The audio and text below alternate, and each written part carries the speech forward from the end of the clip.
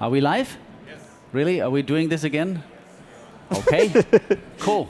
Hey everyone, 2 o'clock, last live stream. And this is a very special one because Hamdan was preparing an amazing presentation about what are we seeing today, Hamdan? Drone flying on a dive trip with Florian Fischer from Germany. Cool. So, go for it. What do you mean? The problem is, he's leaving today and nobody likes that, so we just try to embarrass him a little bit.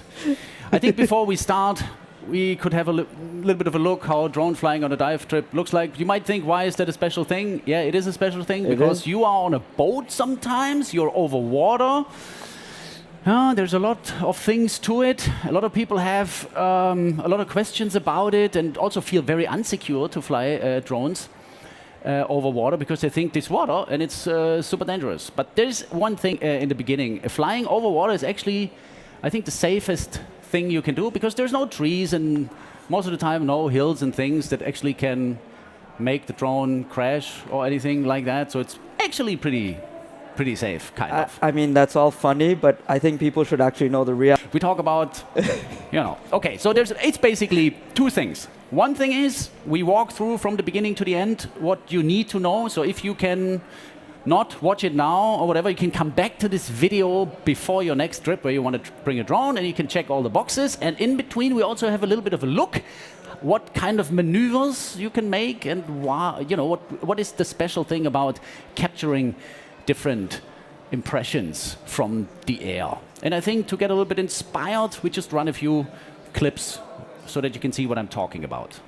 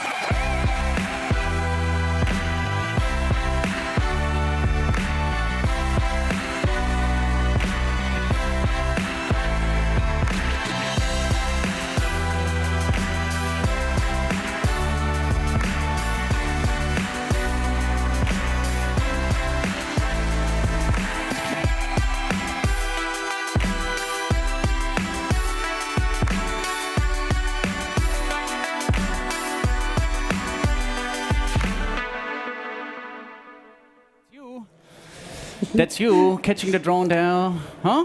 Yeah. How about staying a little bit longer? No? Yeah, because I caught the drone. Really? Well, that's bad. Okay, drone flying on a dive trip. You've seen a few things about animals, a few things about nature, a few things about animals like above water, especially the birds are an issue sometimes, could be, also, filming animals that are actually in the water from outside and how you do that. Well, how you do that, first of all, the question is always, what kind of drone should I buy? And this is not an advice to anyone to say this is a good model or this is a bad model because probably tomorrow it's not going to be up to date anymore. There's a lot of more drones coming on the market and but there's a few things that you can actually take into consideration. The first one is, of course, if you want to take it on a trip, buy a small drone. In the beginning we thought an Inspire 1 from DJI would be the best drone, and then we realized we can't really bring two of those because the boxes are too big, and also fly them from a boat can be a little bit tricky. Probably saw the videos on YouTube how people mess up catching the drone and lose everything. So that's a very important thing. People think, but it has to be like very, very professional, technology evolves even more all the time, so no. And also, if you take into consideration to have peace of mind while drone flying, you should actually also have two drones. Not only because you think, I have a lot of money, I buy two drones, but the reason for that is the most important thing in drone flying is never panic. And if you have two drones, you panic a little bit less That's because true. you think, I still have another one in the bag if something happens. That actually makes flying with drone number one already much easier. If it comes to the technical specifications of the camera, it's very important, what I think, to have a drone that can shoot double the frame rate, meaning that you can, double frame rate means basically you have a film that you do in 25 or 30 pictures, but you film everything in 50 or 60 pictures. If your camera is not able to do that, then you are not able to extend everything into a, half speed slow motion, and then everything is in real time, and then everything can be a little bit fast over, a dolphin jumping out of the water. If you can slow that down a little bit, that really helps. The sweet spot. Yeah. But also, take a look at the different drones. How large is the sensor? The larger the sensor, the better it is, the more accurate is detail and everything else, the better the data is that you can actually use for post-production to change your colors and everything else. And also take a look at the bitrate of the drone. Right now, at least 100 megabits per second, because this basically defines the quality of the image. Yeah. So if it's just like 60 megabits per second or something, you might record something and then you want to, just the colors or anything, and you get all the little artifacts in it. Because if you fly your drone above water, you have a lot of details all the time. The surface of the water that you have in the frame most of the time has a lot of, all the waves and everything, and that is very stressful for the codec to actually compress all of this. So you need to have a little bit of, data power and high enough bitrate. And also, of course, consider the accessories that you need. You not only need a drone, you also need batteries. You also need to have batteries that can be charged maybe by a charger that can charge more than one battery at a time. That's if you're on a boat and you do something and every time the battery is full, you have to actually switch it in the charging station, that might be a problem. ND filters, of course, propellers and enough memory cards. That's what you need to buy, basically.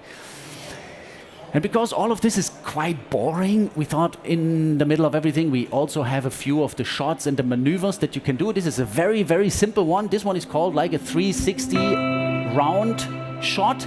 Very simple. The object is not moving. I thought there's something off with the color, but then I realized once I arrived the other side, it's actually white and the color really comes from the sky. There you go. That's amazing. Look, the boat is white, and you basically do nothing else but go around the boat. This is a very good way to practice. If you do that before the boat is moving, anything else, no obstacles around, just rotating around the boat. It's very nice because you can reveal a lot of things by turning the camera, and you have one fixed focus in the middle. It gets a little bit more difficult if you have a moving object, like here. This is a boat while it's moving. Same thing, conditions a little bit more tricky because now that the boat is moving, you not only go around one point, you also have to move the drone while doing that. All of this can be practiced very easily with video games. Everybody has like flight. You're laughing, but this is the thing that you have to do. And there's also very important thing to remember. As long as you have to think about your fingers, which direction I have to go, you're not ready to actually fly in the wild. Practice enough that you really feel it. And what is it? No, I'm wondering when you say one? that. Yeah, Oh, this I is the next obviously- one. This is even more difficult, I would say, because this is flying the drone around a boat, and this time it's a small boat, and you most probably also sit on that boat. So right there, I sit in the middle, and it's a little bit more tricky because also the boat that you're sitting on is moving, and it's a small boat, so there might be a little bit of movement. But if you had an imaginary drone remote in your hand, what are your fingers doing when it's doing the 360? You're going to the left, and you're panning to the right, basically at the same time. Or was it the other way around? Inwards or outwards? See, I don't know because I don't have to think about the Great. sticks anymore. Great. That's good. But if you practice on the simulator, you will know that. And then you can also get a little bit more creative with all of this. You can also do, and this is something that we have a look up later also, you can do even a revealing shot. Revealing is always good because something comes in the picture that was not there before, which makes things even more interesting. It's an amazing bush. Yeah, but there is a boat behind. Remember this one? Yep. That guy's on a ladder right now. That guy sits on a ladder spotting for anacondas. And Hamdan and me, we sit in the boat and, try to get less bored by flying the drone a little bit. Yeah. So this is another 360 shot, but this time you reveal something. So this is already going a little bit into storytelling. We will catch up later on that. Number 2, how do I travel with a drone? Very important. The travel starts really before you go. And by before, I mean really before you go. Before is basically when you buy your drone. The first thing is, like I said, to practice that you're good enough flying a drone in just normal conditions, in your backyard or somewhere out, in the fields. Test everything and practice. Practice as long as you need to not really having to think about moving sticks around. Also, know your drone. And not only the things in your drone, in the software of the drone, or also in the physics of the drone. Know everything about your drone, not only about the things that you need at that special time when you fly in your garden or somewhere else. Know what is the potential of the drone, so that in case anything happens, and with drone flying, it's kind of the same like with diving. Everything is great until something is not so great, and if it's just a small thing, there is a big panic. And rule number 1 is avoid panic, because panic will not do you any favor. All of a sudden, you forget everything, and you try to fiddle around with the menu and find something, and the battery is running low, and people are screaming, and and then it's like really bad. So that's very, very important. Know your drone before anything else, and check where you're going to. There's different laws, different regulations in different countries. There is some countries, if you enter there with a drone, you go in jail. There's another one that take your drone away. There's another one you don't need anything. For example, if we go to the Bahamas, in the Bahamas it's allowed to fly a drone as long as you have a permit for that. Yeah. And you can get a permit. You just have to apply for it before. If you don't do that, they will take your drone away, and most probably they will not give it back to you. So that's and you'll get a nice fine as well. Probably you can negotiate that, but the drone is gone, and that's really bad. And obviously, do all the software updates before. There's a lot of safety measures in the software, where to fly, where not to fly. Sometimes there is a software that restricts you to fly near airports, which is a good thing. So have all of this in it, and everything is good. And when you have all the configuration, really before you pack it, test, fly everything, even if you don't need it. Check out the ND filters, how they do. Check if all the propellers, on the motors is fixed. Nothing has like a little bit of a damage or anything like that. And if the software worked that you just uploaded and stuff like that. Do that to be ready to travel with it. And because this is already the end of this chapter, we're going to have a look at the next set of creative things that you can do with a drone. These are the revealing shots. This is a very simple one. It's basically just a vertical revealing shot behind a mountain into the sunrise. Revealing is important because you do not see the whole picture in the beginning. There's something to discover. And because drone shots need time, to actually grab the movement and really get immersed and really enjoy this kind of perspective, you really do well if you can reveal something to make it, to justify that you show a shot like this a little bit longer.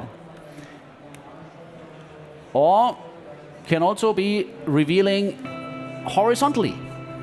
There's a boat, you think you see everything, and then all of a sudden there's a huge wall in the background coming in, and all of a sudden you can discover something. And How you big don't do you mind think it is? looking at it for a few seconds longer. How big do you think that iceberg is? I don't know. But this is a 15-meter sailboat in Antarctica, and this is a free-floating iceberg. You can also do revealing flying backwards. Here it is very, very important that you are in line of sight with the drone, basically behind the drone, so that you can see the drone basically there on the horizon somewhere flying, and you fly without looking at the screen, because you don't see this gate in the screen because it's behind you. But you can see through it, and you can see the drone as a black dot in the middle, and just fly it backwards another revealing thing. And if you become really crazy, you can also do that on a place where it's basically impossible. Let me see if you can guess how this has been done. How can you see the drone here? Yeah. Come on, come on. How can you fly this? Where is the pilot? Ooh. The pilot is in the house, hiding You're behind hiding? the wall. You see the drone flying towards Yeah, you. yeah, yeah. As soon as it's flying through the window, you basically just duck down. And I think now I'm peeking around the corner. You don't really see it to make sure I don't hit the boat. Very important because you don't have eyes on the back of the drone. Well, you have that on professional drones, but not on drones that you want to bring to your dive trip. In this case, you can make like an amazing revealing shot, which would be even better if you could actually see the whole island, but that didn't line up when they built the house, so you only see the half of the island. Is a little bit sad, but it's just the way it is. Good, you're ready to travel now? A drone on a plane. Ooh. First off, very simple thing, you can actually check in your drone and you can have a battery installed in your drone. You can? That's legally doable, yes. I mean, of course, there's different regulations for different airlines, but there is a common sense, a common agreement how to do that. Of course, check everything before. It can be different, but generally it is allowed to check the drone in, which is okay, and you can really do that. You don't have to carry it around, especially if you have other hand luggage that you have to bring, and you can have one battery installed in the drone. So that's good because then you have one battery less in your carry-on luggage. The rest has to go into your carry-on. There is no way you can bring these batteries in your checked-in luggage. And you are also recommended to have fireproof bags for your batteries. It's not a big deal. LiPo bags, that's how they call it. You can buy them anywhere online, and they basically just prevent that if one battery has a problem, that like fire breaks out. I don't really think it really prevents everything, but it is required to actually have that. And check and print the airline regulations. It is not true that if you come to the security check that the guys will actually want to make some problem. Yeah. It's not that they're looking, and see like, okay, this guy has too many batteries and now we keep them and we throw them away. Many times when there is a misunderstanding or something not clear, it just takes a little bit more time. You sit there and then there's a few phone calls be made. And in the end, the airline will decide. If you have a lot of batteries that you want to bring, you are better off to call the airline before. It's not that you go like, okay, if I call them and then they don't allow me to do that and then I try to sneak the batteries in anyway and then I have a problem. It's not like that. Most of the time airlines are very easy with this and you can get permission to bring more batteries. There is no restriction on the amount of batteries that you can bring. Most of the time, of course, check with different airlines, check again, but most of the time allowed is what is been used for private purposes and private use.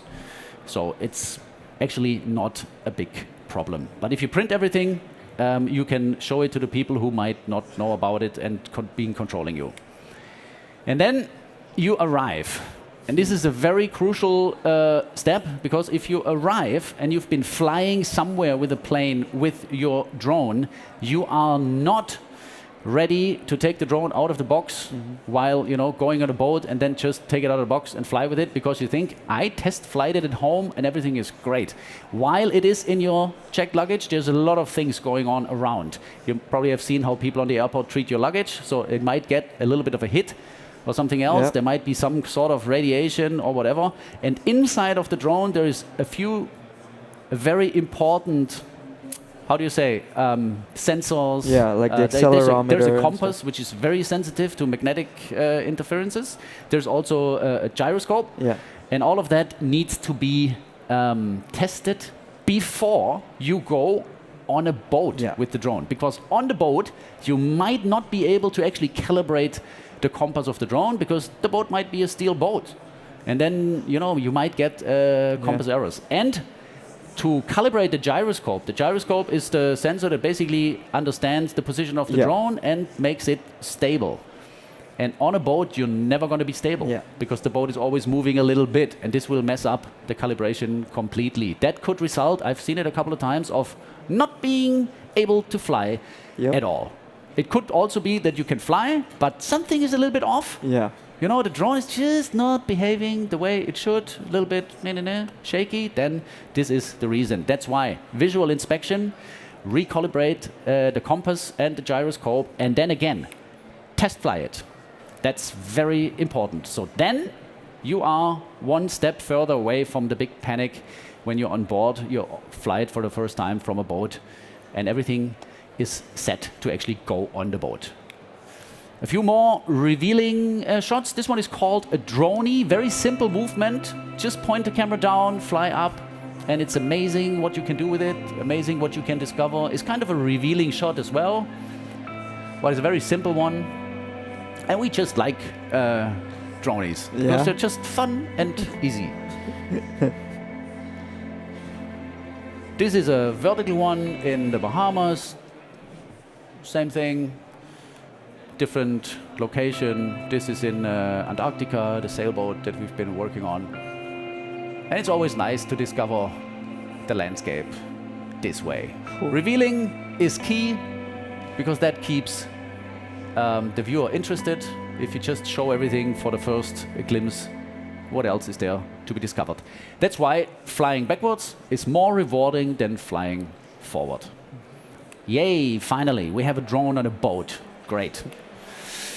Before you fly from the boat, what should you do when you're on the boat? You know, after 10 minutes already, you don't even unpack your bags. First is find your lounging and landing space. You know, there is big errors to be made to start and land from the wrong spot. Shouldn't laugh, but there's a lot of funny accidents and incidents happening around that. So, what do you think, Hamdan? Where would you lounge when the boat is standing from this boat? In probably the space where it's the clearest area around you, preferably at the front or back. In this case, the front. Okay. In this case, the front is not very accessible. Yeah. You have to climb up with remote and drone, a very small ladder to get up there. Actually, when it's not moving, you are basically fine to even fly there in the middle. It's okay. Always with the drone flying out as quick as possible away from the boat and up. But if the boat is moving, lounging from the front anywhere before the, you know, the little house cabin thing in the middle is a disaster because the boat will basically drive into your drone as soon as it's in the air. Not a great idea. That's why in this case you would have to go somewhere in the back.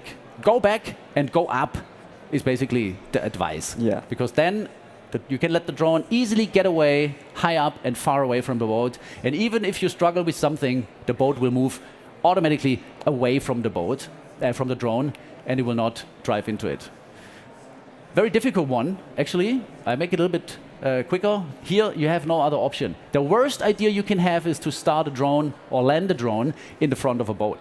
That's the place with the most, you know, ropes and things. That's just all net in the front over there. Yeah, exactly. And it's also a place that is moving the most. You know, if you get a cabin on the boat, you always want to have the one near the engine in the back and as low as possible because that's the space, that's the spot the boat is moving the least. So here you have to be on the outside of the boat, orienting outside. You can't really go to the back because there's a roof. On top, you can't really go because it's a no-go area. There's no, you know, safety measures around, too many ropes and things. So you would have to, either it's moving or standing. This one is a bit tricky. You remember? Yeah, because you still have the roof in that middle area. Exactly. And then another type of boat. Where would you launch it here? Ooh, I would launch it. You have full access in the middle area? Yeah. I would go middle area top or maybe the front. No, you don't go in the front. There's always ropes around. The best place to start it here is actually over there. There? Yes, in the back. Even with the roof on top? There is not really the roof going to the outside of the boat, so it's... Oh, it ends earlier? It ends there. Exactly. Last one here. The best way Yeah, the to back launch it is in the has back to be. there when you're standing, but when you're moving, this space is closed, you have to go up and as high as you can. Okay, cool. So, find your launching and landing space, and then you need to talk to the most important guy on the boat, talk to the captain. Don't hide anything from the captain. If you don't have support and a connection with the captain, you are not clever. Because the captain is the guy who can actually turn the boat around to drive back to your drone if you lose it, or if it doesn't want to follow the boat anymore, or anything else. Also, the captain knows about the regulations on the location, and they're still very much interested to satisfy the needs of the guests. So, you know, they help out with a lot of things. Sometimes you get a radio, so you can always talk to the captain in case you need something. That's very important. Yeah, I know, very obvious, but very important. Don't fly with batteries that are not fully charged. You know, battery voltage can drop. The batteries are the bottleneck and the weakest point in the drone. We try to squeeze as much flying time out of this technology. You know, what is it, LiPo batteries kind of thing. They, you know, they burn all the time. They, so quickly. you know, there's really, I mean, the battery technology is really the weak point in all of this. So make sure you treat your batteries right. You read the instructions how to store them. Never store them completely full. I don't think you should store them even super empty. I think you have to charge them to 60 or 70% and leave them like that. Also read in the drone how many recharging cycles your batteries already had, and try to use them all equally and not only one battery all the time and another one you never use. So just go from one to you know, through all the batteries. We also have numbers on the batteries to do that. And format your memory card before. You know, you don't want to be one of the guys floating over a sperm whale realizing this is the last minute and now I can't do anything anymore and the recording stops. Or you also don't want to be the one getting called out because there's something great happening and then being out in the air above something amazing and all of a sudden you realize I have to still format the card and then you don't remember where it is and panic kicks in and everything. This is exactly what I'm talking about. Don't do that. Format your cards before, have full batteries, and most important thing, if you don't bring one, find a buddy. You need to find a buddy. Never ever fly your drone alone. It's not worth it. It's not going to work. Maybe it works one time, but most of the time you always need to have contact. You always need to have someone looking into the drone. You always say like, how high is the drone? Where is the drone? Can you talk to the captain? You know, can you make sure the guys behind me go somewhere else and don't ask me silly questions about drone flying while we're flying here? There's like a lot of things, you know, that you have to have in mind. If you have a buddy, dump everything on him and control just the drone and focus just on the drone. Sometimes we use headphones, you know, to be completely immersed in the drone flying. And very important, this is also a funny thing. There is emergency parameters and settings in the drone that will kick in once you lose connection, for example. That means the drone will do something that is set in the menu. For example, go up to 100 meters and then go to the home point. And we talk a little bit about that later, but the home point is your biggest enemy if you film from a moving boat. Because the drone thinks it started over there, but meanwhile the boat that you are on moved a kilometer away and the battery goes low. And the drone thinks, I'm super smart, I just go back to the way I started, to the spot I started, and it already like, you know, goes just in the opposite direction. That's when you need to talk to the captain immediately. And that's, or you can set all of this. So if you can refresh your home base, like your home point, then check that out. Some drones can do it. Some drones even have a GPS device in the remote control, so the drone knows where the remote control is, and make sure you don't mess up these kind of settings. Is it already time for you to go?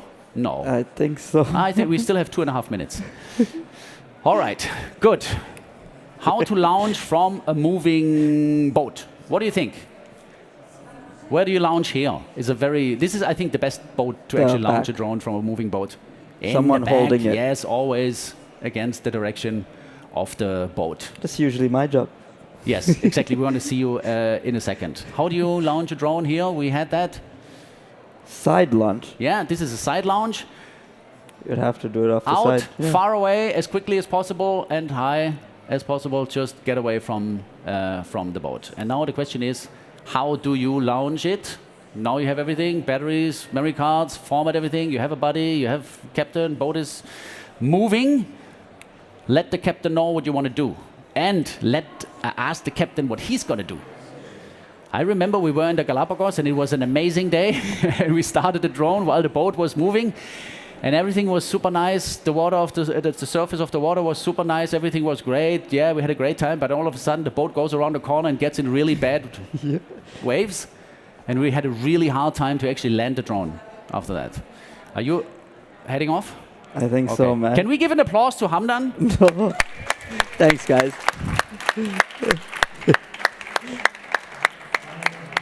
Where are you going now? Back to Bangladesh. What are you doing there? I work for the Ministry of Environment. I handle the research and policy. So all the new policies that come through for conservation and environmental stuff. Pretty cool, because you're probably the most underestimated guy in the whole team. I think the guy saved the turtle, like a whole turtle species, and I think the turtle shitted on you on television. Yeah. Yeah. An extinct species. Okay. Thanks, man. No, but thanks. It's been a pleasure. I'll see you soon, dude. Take care. Keep in touch. Sonia, can you play Hamdan? She plays a better version.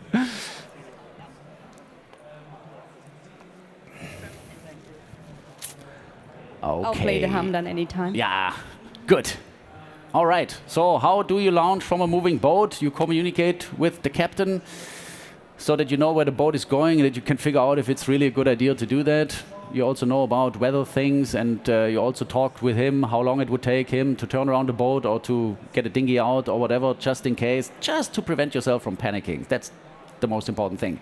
And then you start a drone on a moving boat, always out of the hands of your buddy. You never put the drone on the boat and just go back and fly it up. That's not a good idea, not even if it's like a really big boat. And then you fly out to the back, as we just demonstrated. You go up and away quickly. And the reason why you need a buddy, or how it looks like when you film and you have a buddy who is actually telling you while you're flying, we have prepared another little clip. I run it now. This is in the Philippines. We were trying to shoot Launch. Launch is standing in front of the boat. Werner, in this case, is the buddy. The drone is out.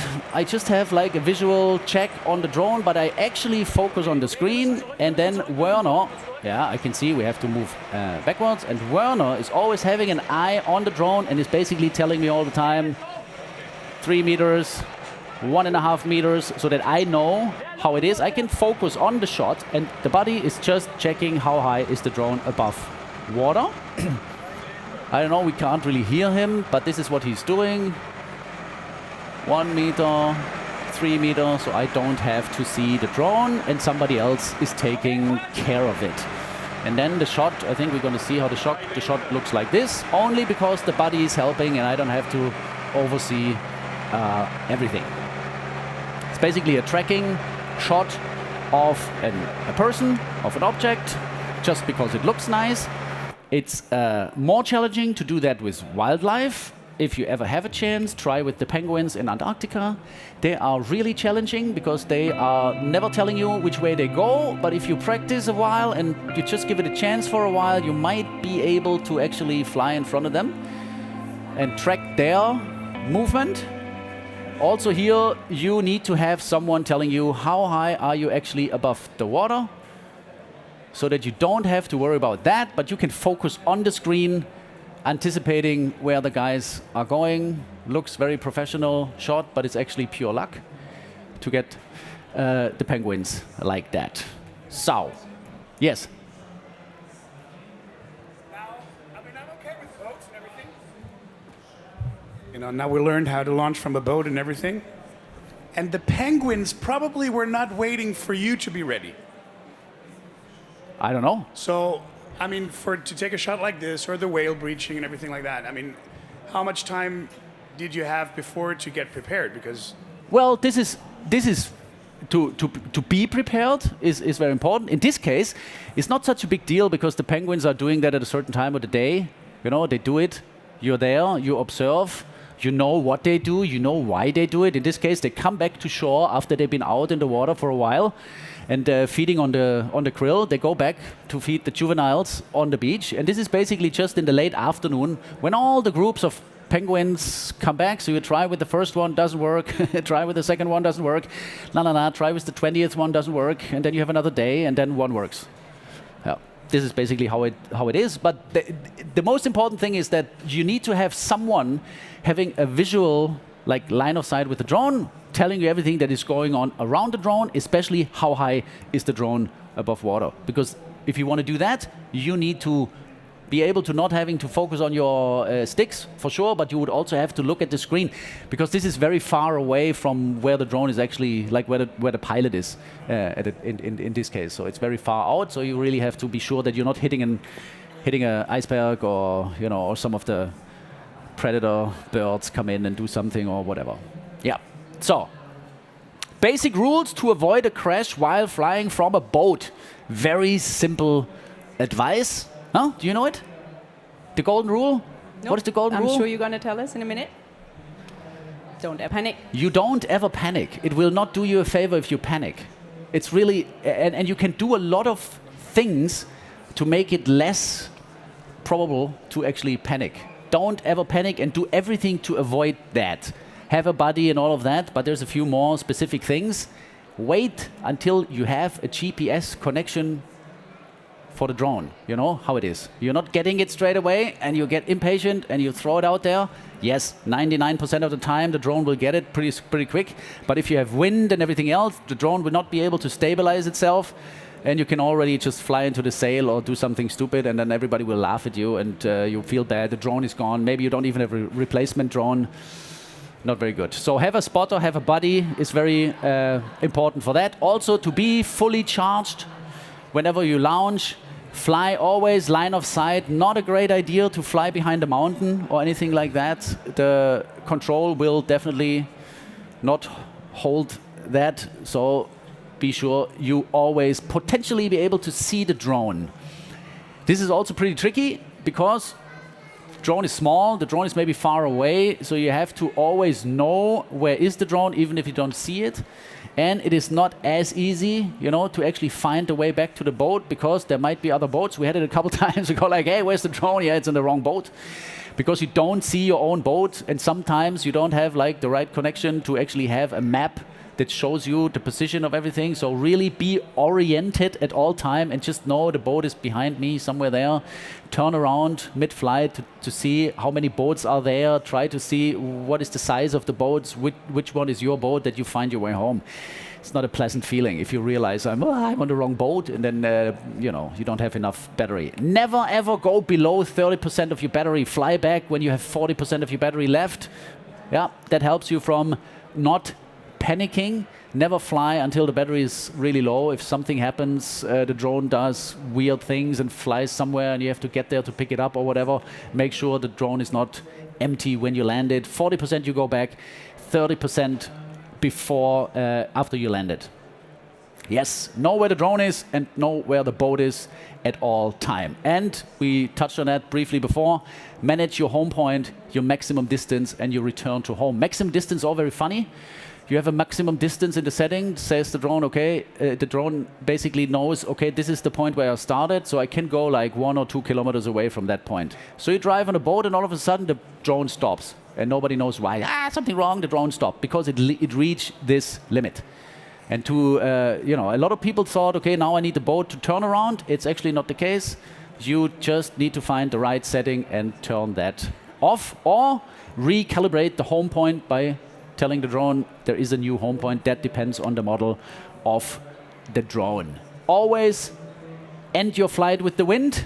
Really, really bad. The drone can go, 30 kilometers an hour, and you have 25 kilometers an hour wind. So your drone can only fly 5 kilometers an hour speed against the wind. It's the same with diving. You're not going to start your dive with the current and end your dive against the current. So you do the same thing there. Take that into consideration. Good thing if you talk to the captain before, so you know about that. Very important, never stop recording. This is just like a basic rule for everything. We don't need to be greedy with, memory space and everything like that. They are not that expensive anymore. It's amazing how wrong you are when you think, I don't need to record now. Most of the time, magical things happen when the drone is not recording. Just leave it running. Don't worry about it. Sort out the stuff later. It's really worth it. And change your card after each flight. It's really cool. If you just had the blue whale doing crazy things and the next flight you have a problem, the drone is disappearing, you lose everything. So at least to create that little happy moment when you think back, but I have the shot still. That's at least something. So change your card after each flight. And the birds.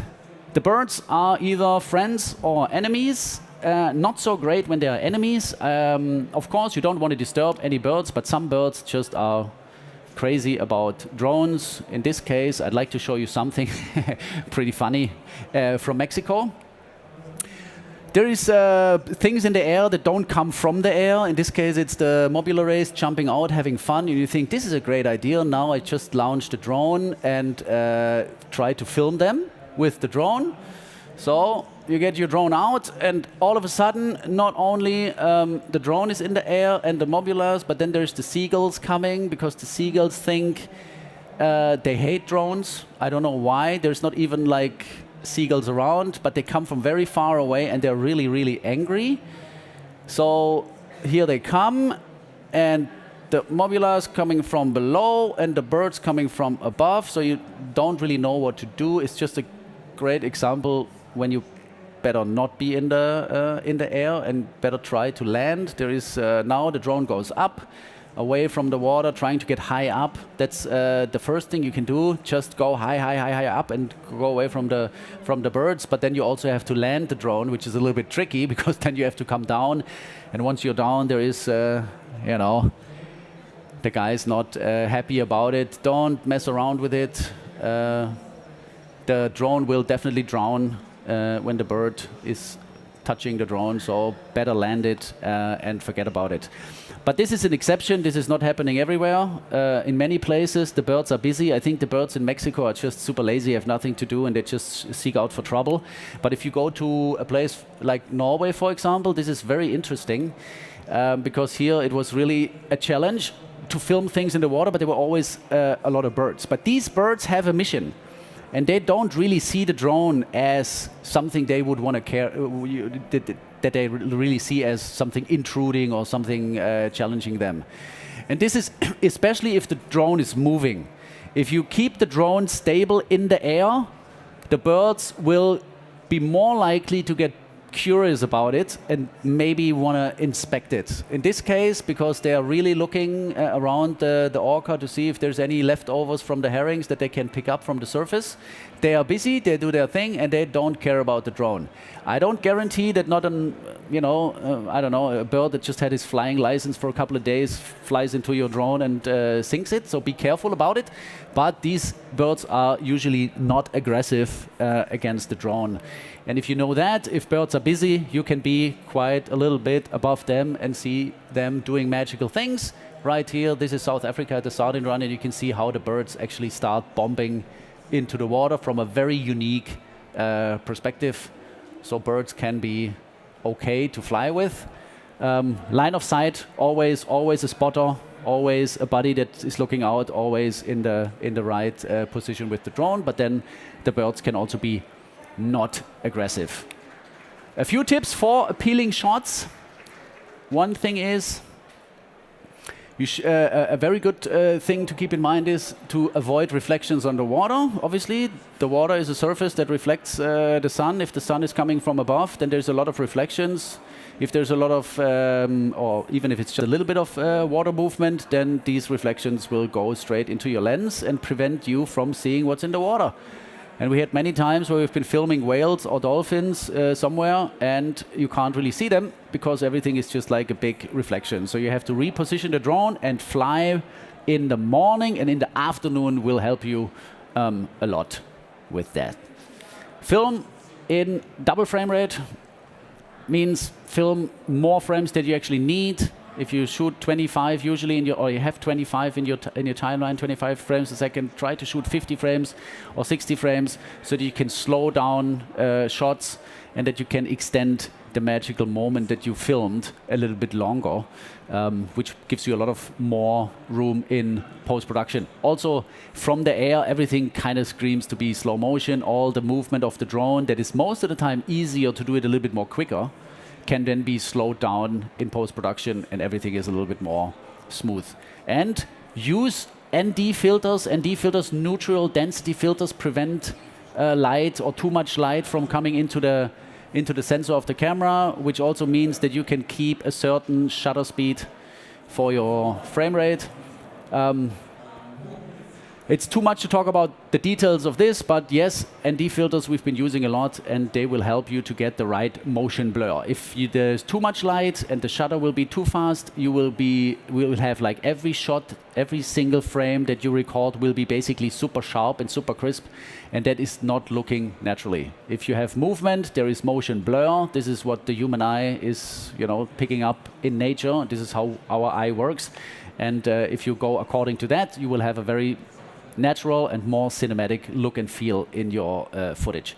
And of course, always shoot lowest possible ISO. Maybe it's not possible to shoot the lowest ISO that your camera can do, but you can try to be as low as possible to reduce the amount of noise that is introduced into the pictures when you raise the ISO. And now, very important, choose a flat picture profile with low sharpness, low contrast, and low saturation if you are able to do a little bit of post-production with it, because you don't want to let the camera of the drone deal with all of these parameters. Shoot a flat picture. Flat means it looks a little bit foggy, but it has more information in it.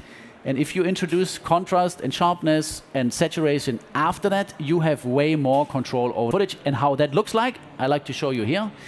This is the raw footage from some of the shots that we've seen earlier. Very flat, doesn't look very nice, but if you do a basic color correction, all of a sudden it looks better. And then if you do a little bit of magic, you can adjust the sky and you can enhance the sun rays and the flares, and all of a sudden the picture looks much nicer. Same here, looks like a rainy day. You work on the basic color correction, a little bit masking out the sky and bringing some of the details back, and even generate the nice flares, and all of a sudden everything looks kind of different. Same thing here. If you shoot that the way it is now, you will lose all the different information in between the tones. You will not be able to change the feeling and the look and feel of the picture at all. Same thing here. This is just basic color correction and then correcting with masking the horizon, which is very easy because most of the time when you film with the drone, you have that horizon that you can just mask out. Right? Okay, now we've done all that and we want to land on the boat. What's the first thing you need to know to land on the boat? What do you do first? You communicate with the captain. Communicate with the captain. What did you want to say? Check where is my landing patch, or where to land the drone. Yes, but it's actually pretty easy because the landing patch is most of the time the same spot like the launching. But we come to that in a second. Very important to check with the captain, but very important that the captain will keep a steady speed of the boat. It's much easier to land on a moving boat than to land on a not moving boat in a little bit of moving water, because the boat doesn't have a steady movement. If it's just, anchored somewhere and there's a little bit of waves around, it's much more difficult to land, especially if it's a small boat. If it's a small boat and it's steadily moving, even if it's fast moving, it's much easier to land the drone, and I'll show you that in a second. And you just go the same way back as you went out. And this one is very important and also a source of a lot of entertainment on boats when people forget about it. Turn your obstacle avoidance in your drone off. Man, you're an obstacle. The boat is an obstacle. The drone will not land because there's a sail or a rope or anything else in between. It will not land if the sensors are picking up on it. So turn the obstacle avoidance off. You don't, if you feel like the drone is coming back, but it just doesn't really come back, but staying somewhere, don't call the captain and get out on a dinghy trying to land it. It would work, yes, but you don't have to do that. Just turn the obstacle avoidance off and then you can land on the boat. And always land backwards to avoid the panic. Because if you land the drone backwards, right is right, left is left. If you land it forward, right is left, and left is right. And, you know, in the heat of the moment, not a good idea. So always with the back first. And always launch and land into your buddy's hands and practice that beforehand. Some of the drones are very easy to catch, like a Phantom. DJI Phantom has like a little bit of a landing, like feeds or whatever. You can catch it very easily. Other, like the Mavic or the Untitled drones, they're much smaller. So you really need to know, or your buddy needs to know where to grab the drone to be able to land it safely. And also, once your buddy has it in his hands, hold it up steady so that the drone can actually recognize it's landed. Because the drone will recognize and turn the motors off, most probably by itself, as soon as it understands it's not in the air anymore. So therefore, just keep it in one place so the drone knows, okay, now I'm actually landed somewhere, and then you can shut it off. And this is basically how it looks like. Even if the boat is moving, you just fly back from the back into the hands. Very easy actually to maneuver. Hold it up and the drone is can land. Good, great. This is basically everything. I know it was a little bit quick, but it's 50 minutes, so just 5 minutes too long. Very good, great. So I hope you enjoy it. Just come back, ask your questions in the comments. We will monitor everything. And now, Sonja, the most difficult part of everything. What do we do in the end of the last live stream of how many? Do you know how many live streams we did? Many? 4 a day? 4 a day? No, it was more than 4 a day. I think it was like 5 a day. We had the camera guys in the, I think we have like 45 live streams over the last 9 days. Sorry for that. Now you can follow us again. Now we're not spamming you with all the live videos anymore. There was actually one guy who said, like, this is annoying. There's too many videos now. It's just, it's annoying. So you can come back now. Trust us, there's not a single more live stream coming from us. Yeah, I think we would definitely have to highlight all the guys here helping to make all of this possible. Tony, can you stand up? I think we have to give an applause to Tony, who did all the pictures. Yeah, humble guy, not even changed the camera so that, you know, the live stream can see him, but he's very beautiful. He looks like a Viking. He's very capable of things. He sits there. He's managing all the different, you know, pictures and cameras. And next to him is Sebastian. We didn't know him before, but now he's our friend. Yeah, I think he's from the guys who deal with all the technical things here on stage. Then obviously Naomi. You see the artwork over there. You might see similarities to our guests just above the Chinese New Year celebration posters. This is Naomi. And Vanessa, hoping she's not being mentioned, but you've seen her on stage and she's doing all the tutorials online. And Dada is here, Peter is here, everybody else. Who did we forget anyone? I know I will come to you in a second. No, but please don't. Who else is here from the team? Game, Prior, Greg is over there, Greg, of course. Peter. Thanks a lot. Peter is here, Dada is here. Okay. Yeah, this is a bit of a problem. We have like, I don't know how many of the team were here. I think in total 25, 26, right? Around Everybody that. just like came in. Some of them went out half through the week. Okay. And now, can you get her like big in the frame?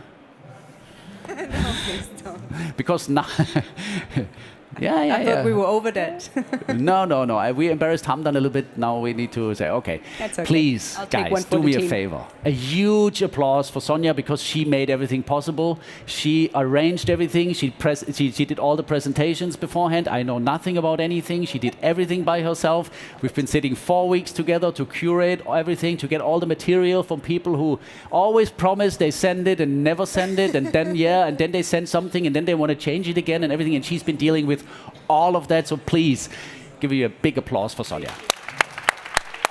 Thank you. You want to say something? Thank you. but I think we should continue with the applause because it's actually not true that this was all possible because of me. It was all possible because we have the creative head sitting over there who came up with this amazing new concept. So I think he deserves a little of an applause as well. Oh. Okay. Florian. Everybody invited for a big group hug in a second. But now we're not going to stress the internet community more. We say thank you. We don't know what we're going to do if we continue doing this or whatever. We have to get a lot of constructive feedback from everyone. So if you have any ideas how to do what we've been doing in a better way, if you like things, let us know. If you don't like things, please also let us know in a good way. And we will pick everything up. The winners will be announced February, March. And we said earlier it's February. Now we think about to actually make a huge thing out of picking the winners. You know, Guillaume is over here. We've been already talking with him to make something super nice in Y40, to pick bubbles in the night with fluorescent light and stuff like that. Yeah, I know. I don't want to confuse you, but that's basically the the reason why February is not realistic. We're probably going to announce everything in March, but you're going to be updated by it. Follow us, Facebook, Behind the Mask, YouTube, Instagram, and whatnot. And don't wonder if you don't hear anything from us in the next 2 weeks. I think we're going to go hibernating and wake up for spring in 2 weeks. Thanks a lot, and we are out.